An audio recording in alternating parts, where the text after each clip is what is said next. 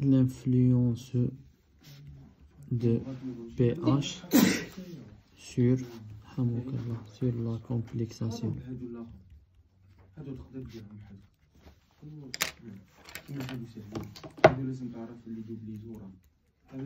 Dans les réactions de complexation ou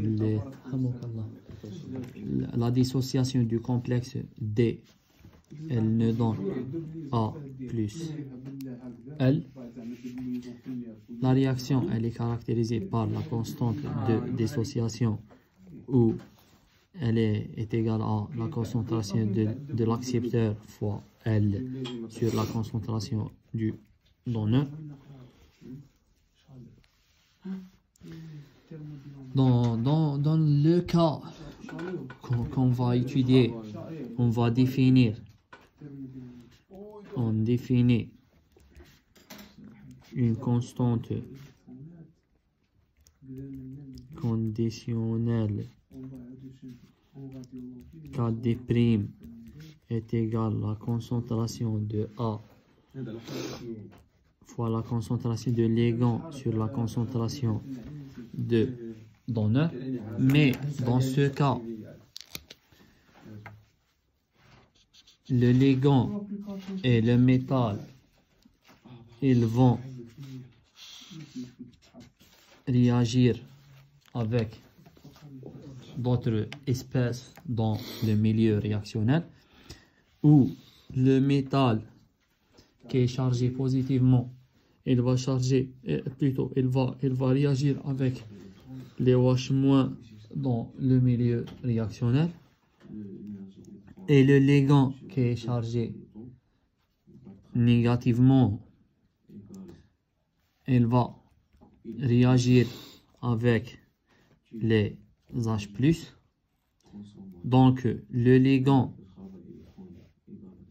a un caractère basique, il capte des protons,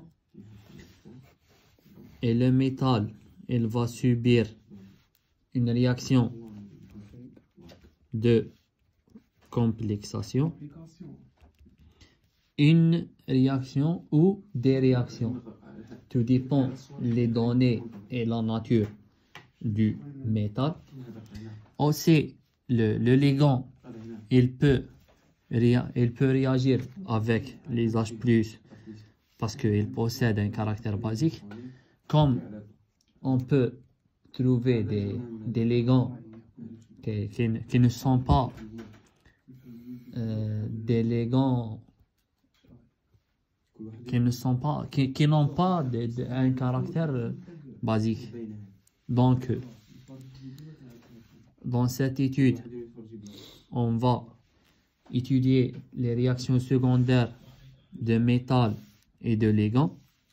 Puis, on va faire la conservation de la matière des deux espèces, du métal et de ligand.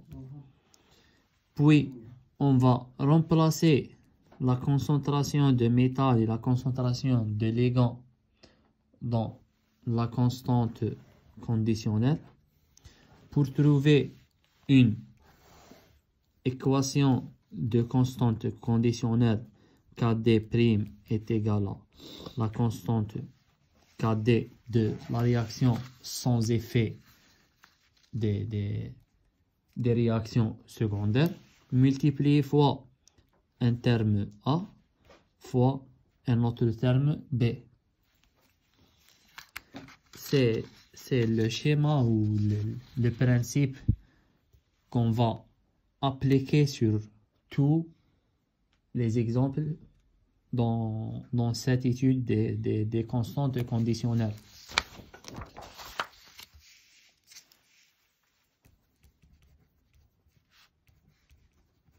Un exemple d'application dans la vidéo suivante.